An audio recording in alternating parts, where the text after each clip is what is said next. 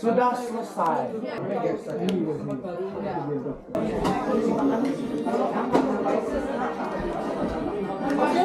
Ya, ya.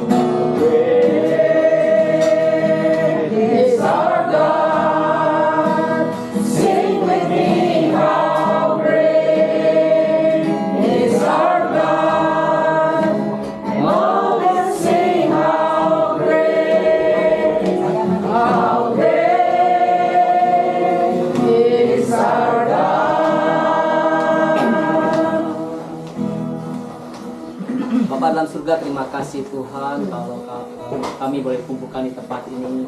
Terima kasih untuk makanan yang tadi kami boleh nikmati Tuhan. Bapak, kami sekarang bentar akan mendengar firman-Mu. Bapak, biar Engkau segera berbicara, mengisi Tuhan spiritual kami Tuhan dengan makanan rohani. Terima kasih Bapak, biar Engkau berbicara tengah-tengah kami. Kami serahkan semuanya ini hanya di dalam nama Tuhan Yesus kami berdoa. Amin. Ya.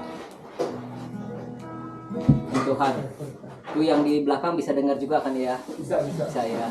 Makanya saya tadi pilih sini karena saya merasa bahwa yang di sana yang sibuk di belakang juga supaya bisa mendengar. Ya. Ini saya mau ajak untuk baca sama-sama, masih lanjutan seperti kemarin. Pembacaan Yohanes 13, kita bisa buka Yohanes 13 ayat 1. Ayo, kita bisa buka ya. Yohanes 13 ayat 1. Judulnya sama, tentang Yesus membasuhkan kaki murid-muridnya. Yesus membasuh kaki murid-muridnya.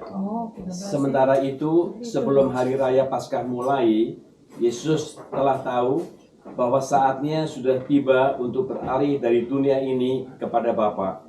Sama seperti Ia senantiasa mengasihi murid-muridnya, demikianlah sekarang Ia mengasihi mereka sampai kepada kesudahannya. Amin. Ini bagian pertama di ayat 1a ya. Sementara itu sebelum hari Paskah mulai, Yesus telah tahu bahwa saatnya sudah tiba untuk beralih dari dunia ini kepada Bapa. Titik. Tahu apa? Yesus tahu apa? Kematiannya. Saatnya sudah tiba ya. Bahwa Yesus tahu akan kematian Tuhan Yesus ya. Bentar lagi dia akan beralih. Tapi di sini saya waktu baca ya melihat bahwa Tuhan Yesus itu dia tahu mau mati, tapi tidak melihat sesuatu hal yang gelap atau yang suram ya. Bahkan kalau saya lihat di Yohanes 12, jadi Yohanes sebelumnya, coba baca Yohanes 12 ayat 23. Apa yang dikatakan di situ? Tetapi Yesus menjawab mereka, katanya, telah tiba saatnya anak manusia dimuliakan. Anak manusia dimuliakan. Jadi itu aneh ya, satu sudah tahu mati, tapi ini sepertinya ada paradoks gitu. paradoks. Baca lagi yang 32. Bisa baca 32? Delvin, bisa baca Delvin? Tolong. Dan apabila aku ditinggikan dari bumi, aku akan menarik semua orang datang kepadaku. Tadi katanya dimuliakan, sekarang ditinggikan. Dipakai untuk menggambarkan kematian di salib. Apakah Tuhan Yesus tidak menderita? Pasti menderita. Apakah Tuhan Yesus tidak bergumul? Pasti bergumul. Tapi di sini saya diingatkan ya akan paradoks. Jadi itu Yohanes tuh spesial gitu ya. Kesulitan penderitaan, tapi dikatakan lagi kemuliaan dan ditinggikan. Pelajaran apa yang waktu saya baca ini pelajaran apa? Jadi dalam mengikuti Yesus, kita pasti ada up and down, pasti ada kesulitan. Mana ada sih yang nggak ada kesulitannya? Siapa yang nggak ada kesulitan di sini? Nggak ada. Pasti ada kan? Nah, di situ justru Tuhan ingatkan bahwa dalam mengikuti Yesus kita melayani ya, kita semua ada yang asyik, ada yang macam-macam deh ya. Translator, ada yang technical, dan ada yang belum datang ya. Iya. Tapi Tuhan sini janjikan bahwa ada kemuliaan yang Tuhan berikan kepada kita. Tuhan tidak pernah tinggalkan kita, dan itulah kita perlu setia, tidak menyerah, dan sampai garis finish. 1 Timotius 6 ayat 11 sampai 12. 11 sampai 12. Tetapi engkau, hai manusia Allah, jauhilah semuanya itu. Kejarlah keadilan, ibadah, kesetiaan, kasih, kesabaran, dan kelembutan. Ayat 12. Bertandinglah dalam pertandingan iman yang terang benar, dan rebutlah hidup yang kekal. Untuk itulah engkau telah dipanggil dan telah engkau ikrar yang benar di depan banyak saksi. Tadi kan di ayat 11 dikatakan jauhlah semuanya itu ya, jauhilah semuanya itu di ayat 11 ayat 10 itu akar segala kejahatan adalah cinta uang. Tapi poin yang saya mau maksudkan di sini, kita semua di sini sudah melayani, sudah mengenal Tuhan. Tuhan ingatkan jangan menyerah. Kita lagi bertanding dan belum finish. Apakah sini bertanding sudah finish semua? Belum finish. Kita masih, walaupun Ko Sun Leong juga belum finish ya Ko Sun Leong. Udah finish belum kan? Iya. Makanya baru mulai.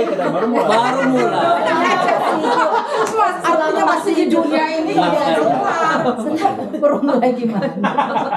Itulah pesan Tuhan ya, pesan Tuhan bahwa ingatkan kita bahwa di dunia ini Tuhan tidak tinggalkan kita, dan semua kesulitan kita ada kemuliaan, ada yang Tuhan akan berikan kepada kita ya. Gitu. Yang kedua tadi, yang tadi Yohanes 13 ayat 1 yang bagian kedua, sama seperti ia senantiasa mengasihi murid-muridnya, demikianlah sekarang ia mengasihi mereka sampai kesudahannya. Itu yang bagian kedua, bahwa kasih Tuhan kepada murid-murid itu adalah sama dengan kepada umat manusia.